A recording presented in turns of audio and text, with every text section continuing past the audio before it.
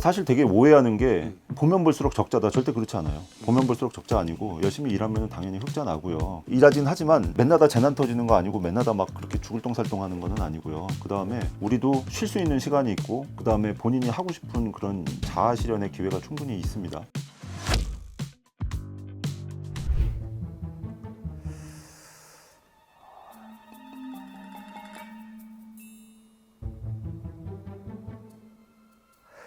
아니 이거 필수 요리는 진짜 중요한 건데 어떻게 방법이 없나?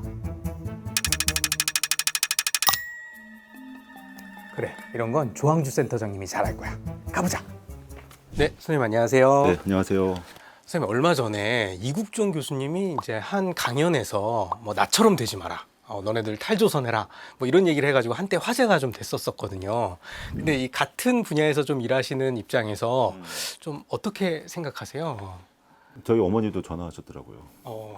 똑같은 말씀으로. 네. 사실 저 옛날에 2009년도 말에 이제 그분 처음 봤을 때도 그때 이제 외상 하는 사람이 없었어요, 우리나라에. 거의 처음으로 이제 이걸 하고 싶었는데 하고 싶어서 소개를 해준 분이 이제 그 당시에 이제 이국종 교수님이었고 네. 그때 만나자마자 하지 마라 이거 하면은 우리나라에서 1, 2년 안에 그만둔다. 그러면서 저보다 전에 했었다가 그만둔 사람들의 그런 예를 1, 2, 3로 해서 이제 해주셨죠. 저는 이제 성격이 좀 그래요. 어떤 사람들은 여기가 좋지 않으면은 다른 데로 가고, 뭐 예를 들자면은 여기 병원에서 열심히 하는데 뭐가 좀 잘 안 돼. 그러면 다른 병원으로 갈 수도 있는 거고. 그렇지만 열심히 일은 하면서 그 병원에서 뭔가 바꿔가고 싶어요. 우리가 일하는 이 환경을 어찌됐든 간에는 좀 받아들여서 좀 바꾸는 거죠. 좀 좋게 바꿔서 우리 후배들이 더 일할 수 있고. 그래서 바꾸는 우리나라를 좀 좋게, 외상 환경을 좀 좋게 바꾸는 그런 쪽으로 좀 해보고 싶습니다. 저는 그런 분들을 보면 항상 이 존경심이 들고 이렇게 사명감을 가지고 계신다고 생각을 하는데 이 사명감 가지고는 오래 갈 수 없잖아요. 그렇죠. 그러면 이런 것들이 조금 바뀌려면 어떤 것부터 좀 개선이 돼야 될까요? 우리 중증외상센터 드라마 보면은 백 교수님 혼자서 그분이 없으면은 그 병원이 안 돌아가고 네. 그분이 우리나라를 떠나서 저기 파병간 네, 그 그렇죠. 치료하는 동안에는 우리나라 전체가 안 돌아갈 가능성이 있고 그런 거는 아니고요. 사실 시스템적으로 움직여야죠. 그래서 그 사명감 믿는 사람이 한 명 하면은 잘 좋은 거고 안 하면은 나쁜 거고 이런 게 아니고 사람들이 많이 지원을 할 수 있는 시스템, 그 사람이 많이 성장을 할 수 있는 시스템으로 이렇게 만들어 놔야죠. 그러려면은 뭐 갈 길은 굉장히 멀지만 하나하나 해가야 되고 그래도 처음 시작한 2010년도보다는 지금 그래도 많이 좋아지기는 했습니다. 그렇지만 앞으로도 더 훨씬 많이 좋아질 부분이 있어요. 선생님, 근데 제가 궁금한 게 이게 계속 이 외상센터에 대한 지원은 계속 늘고 있는 것 같고 막 뉴스 기사로도 많이 나오는데 왜 점점 이렇게 더 힘들다고 하고 왜 이렇게 더 인기는 없어지고 이런 이유는 뭘까요? 일단 정부의 지원이 있다는 것은 굉장히 감사한 거죠. 왜냐하면 저희한테 신경을 쓰고 있으니까. 근데 정부에서 지원하는 금액은 저희들한테 직접적으로 오지는 않아요. 그러니까 일반적으로 생각하는 게 뭐 예를 들자면은 정부에서 5천만 원을 지원을 하다가 1억을 지원한다. 그러면은 그 외상센터 안에서 근무하는 사람들이 5천만 원을 더 받겠구나라고 생각하지만 그렇지 않거든요. 그래서 이런 그 일하는 사람들에 대한 좀 직접적인 지원이 있으면 좋겠어요. 왜냐하면은 지금 외상을 내가 하겠다고 손을 들면은 할 자리는 몇백 개가 있어요. 네.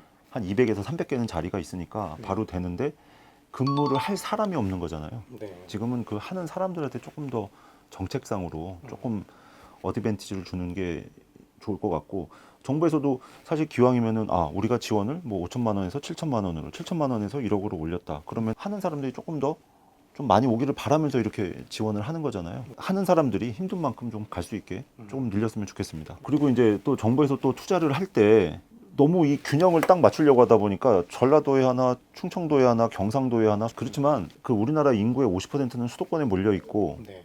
그 다음에 환자를 많이 보는 데가 있어요. 지원을 할 때 환자를 많이 보는 병원, 그 다음에 조금 보는 병원 이렇게 해서 조금 지원을 좀 잘 해주셨으면 좋겠는데 지금은 그냥 환자를 많이 보든 적게 보든 그냥 경상도에 하나, 전라도에 하나, 그 다음에 충청도에 하나, 그 다음에 수도권에 하나 뭐 이 정도로 생각을 하면은 이거는 안 될 것 같아요. 환자를 뭐 10배 차이로 많이 보더라도 똑같은 투자가 간다고 하면은 평균적 정의에는 맞지만은 이런 분배적 정의에는 좀 맞지는 않는 것 같아요. 이런 지역적인 발전도 중요하지만 환자를 많이 보는 그런 데다가 더 많은 지원이 갈 수 있게 좀 지원을 해주셨으면 좋겠어요. 이 외상외과를 지원하는 지원자 수가 적다. 의대생들 중에 뭐 이런 얘기들이 있어서 사실 조금 이 센터를 운영하시는데도 좀 힘드신 점이 있으실 것 같아요. 이런 지금 현상이 어느 정도인가요? 외상센터마다 한 30명 정도가 정원이에요, 대부분. 근데 네. 2018년도에 13.6명, 그다음에 2023년도에는 11.1명으로 센터당, 그러니까 30명 정도가 정원인데 한 3분의 1 정도만 참고고, 네. 어느 센터는 굉장히 작고 몇 명밖에 안 되는 데도 있고, 어느 센터는 조금 많더라도 절대 30명까지 가지는 않습니다. 문화도 많이 변했어요. 왜 그런지 모르겠는데 일단은 밤에 일하는 문화에 대해서 굉장히 우리나라가 힘들어하는 것 같아요. 우리 24시간 편의점, 24시간 국밥집, 밤에 이제 옛날에는 뭐 24시간 일하는데 굉장히 많았는데 지금 많이 없어졌죠. 외상도 사실 밤에 일하고 휴일에 일하는 부분들이 많거든요. 이상하게 낮에보다 밤에 환자가 더 많이 와요. 피크 타임이 뭐 9시, 10시, 11시 막 술 취해서 오시는 분들도 있고 여러 가지. 그래서 이런 문화 때문에도 그럴 수 있고요. 그다음에 요즘에는 그 힘든 일을 하면 그만큼의 대우를 받아야 된다, 보상을 받아야 된다가 젊은 사람들의 생각이에요. 내가 남들보다 더 어렵게 노력을 하고 남들보다 더 힘든 일을 하고 주말에도 일을 하면은 그만큼 더 보상을 받아야 되겠다 생각이 되는데, 어찌됐든 간에 우리가 일하는 대부분의 뭐 대학병원들은 직급대로 받죠. 그쵸, 네. 직급대로 네. 뭐 우리 저희로 말하면은 뭐 조교수 몇 호봉, 부교수 몇 호봉 이렇게 받기 때문에 낮에만 일하고 집에 가는 분들하고 이렇게 24시간 있는 분들하고 좀 차이가 많지는 않아요. 네, 별로 없어요. 그래서 우리가 일한 만큼 그런 보상을 못 받는다. 네. 그러면은 일한 만큼 보상을 있는 곳으로 가야 되겠다라고 해서 지금 조금 인기가 없는 것 같습니다. 이런 것들을 그래도 어쨌든 지속 가능하게 하려면 좀 이런 것들이 좀 해결이 돼야 될 것 같은데 선생님이 좀 생각하시기에 어떤 게 좀 바뀌면 좀 해결이 될 것 같나요? 외상센터 사업을 하면서 예산이 편성이 되고 이 예산을 병원에다가 줘서 이런 외상하는 사람들을 뽑으면은 그 예산을 써서 인건비를 지불을 할 수 있게 됐죠. 그래서 병원마다 이제 굉장히 정부의 지원을 받아서 사람을 뽑을 수 있으니까 자리를 굉장히 많이 만들었는데, 실제적으로는 지원하는 사람들은 그 자리가 어찌됐든 간에 힘들고 밤에 일하는 자리인데 조금 더 보상이 있어야 되지 않을까. 그래서 그런 좀 괴리가 있어요. 제 생각에는 밤에 일하고 어려운 일을 하는 이런 사람들한테 조금 더 직접적인 좀 보상이 갈 수 있도록 정부에서 좀 지원을 좀 해주셨으면 좋겠어요. 뭐 여러 가지 방법이 있죠. 뭐 예를 들면은 뭐 5년이든 10년이든 그렇게 많이 일하면은 조금 더 뭐 이렇게 지원을 좀 해줄 수 있는 방법도 있고, 아니면은 돈이 뭐 안 들더라도 아까 말씀드린 것처럼 자부심을 좀 세워줄 수 있는 뭐 그런 것들도 괜찮고요. 뭐 트라우마 서전 딱지 같은 거 해가지고 뭐 주차료를 뭐 좀 깎아준다든지, 아니면은 공공장소에 가면은 뭐 입장료 뭐 반값이나 50% 할인 뭐 이런 것도 할 수 있는 거고, 사실 뭐 이렇게 좀 배지나 이런 거로 좀 자부심을 가질 수 있게 해주는 것도 굉장히 좀 괜찮을 것 같고요. 뭐 물론 처음 하는 사람 말고 좀 이렇게 꾸준히 한 사람들이라든지 뭐 10년 되면 2개 달아줘서 60% 할인, 뭐 50%가 아니고 뭐 이렇게 할 수도 있는 거고. 아니 제가 생각할 때는 그냥 여러 가지 아이디어가 있을 것 같은데.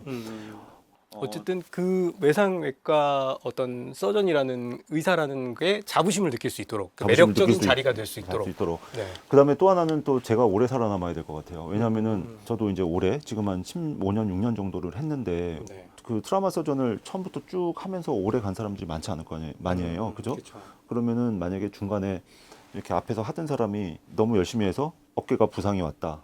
아니면은 뭐 디스크가 안 좋아졌다. 아니면은 눈이 뭐 이렇게 뭐 백내장으로 뭐 많이 안 좋아졌다. 아니면 밤에 잠을 못 자니까 당뇨가 생겨서 뭐 여러 가지로 막 이런 식으로 돼서 중간에 이탈을 하게 되면은 나도 저렇게 되겠는데? 저렇게 되겠는데 하니까 건강하게 오래 해야 될 것 같습니다. 그래서 지금 현재 앞에서 하는 사람들은 조금 더 뭐 희생을 하더라도 잘 끌고 가고, 그다음에 후배를 조금 이렇게 올 수 있게 어떠한 좋은 정책 같은 거 복지부나 아니면 우리 병원에서 이렇게 잘 해서 좋은 인재들을 좀 키워야 될 것 같아요.